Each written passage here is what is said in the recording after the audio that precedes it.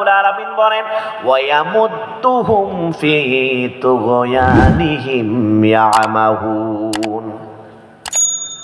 আল্লাহ বলছেন যারা জালেম, যারা জুলুম করে, আমি আল্লাহর কোরআনের বিরোধিতা করে, আমি আল্লাহ ইচ্ছা করি তাদের জুলুমের মেয়াদকে, হায়াতকে, সময়কে লম্বা করে দিই। সুবহানাল্লাহ বলবেন না? মদ মানে কি করা? লম্বা করা। তার মানে আল্লাহ এই যে যারা জালেম তাদের ক্ষমতার মেয়াদকে লম্বা করে দেয়, তার মানে আল্লাহ যে ছাড় দেয়, এ ছাড় দেওয়া মানে ছেড়ে দেওয়া নয়। যারা ছোট্ট ছোট্ট যুবকেরা এখানে আছে, আকাশের মধ্যে তারা দেখবেন ঘুড়ি উড়ায়, গুড্ডি উড়ায়, আছে না নাই? এদিকে কি কি গুড্ডি আছে? চঙ্গ গুড্ডি, চিলা গুড্ডি, পতিঙ্গা গুড্ডি, আছে না নাই?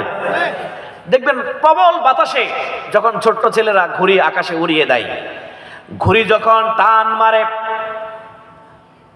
যুবক ছেলেটার হাতে নাটায়, ঘুড়ি যখন উঠতে চায়, নাটাই থেকে সুতাগুলো আস্তে আস্তে ঢিল ছেড়ে দেয়। তার মানে ছেলেটা কি মানে খুশি না বেজার? খুশি। যত পারো নাও, আমার নাটায় অনেক আছে। এক পর্যায়ে উঠতে থাকে, উঠতেই থাকে, যত দূর যায় বহু দূর যায়।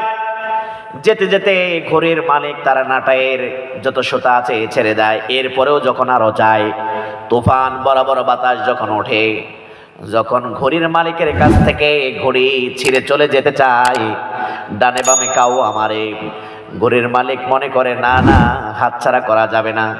আস্তে আস্তে করে টান দেওয়া শুরু করে দেয়। যখন টান মারে, ঘুড়ি যেন ডানে এবং বামে বোঝাতে চায় মালিককে, না না, আমি বহু দূর চলে এসেছি, আমি তোমাকে দেব না, আর ধরা দেব না। আস্তে আস্তে দেখবেন টানতেই থাকে, টানতেই থাকে। ছোট ছেলেটা নাটায় গুছাইতে গুছাইতে এক পর্যায়ে যখন কাছাকাছি চলে আসে, ঘুড়ির আর উপায় থাকে না। ডানে বামের কাওয়াবাজি শেষ, ক্ষমতা শেষ, উড়াউড়ি ঘোরাঘুরি শেষ। মালিকের সামনে যেন কাওয়া দিয়ে সেজদা অবনত হয়ে সারেন্ডার হয়ে পড়ে যায়। আল্লাহ বলেন এই যে আমি সময় বাড়িয়ে দেই, মেয়াদ বাড়িয়ে দেই, এটাকে যদি মনে করো যে আমাদেরকে ছাড় দেওয়া হয়েছে, আমাদেরকে ছেড়ে দেওয়া হয়েছে, তাহলে ভুল করবা। তোমাদেরকে সুযোগ দেওয়া হয়েছে, ছাড় দেওয়া হয়েছে, ছেড়ে দেওয়া হয় নাই। কারণ চূড়ান্ত কর্মসূচি আল্লাহ রাব্বুল আলামিনের কথা, ইন্না বাতশা রাব্বিকা লাশাদীদ। আল্লাহু আকবার। সব চাইতে শক্ত ধরা কার ধরা? এই সব কিছুর প্রমাণ হচ্ছে এই কোরআন। সেই কোরআনে সব কথা আছে।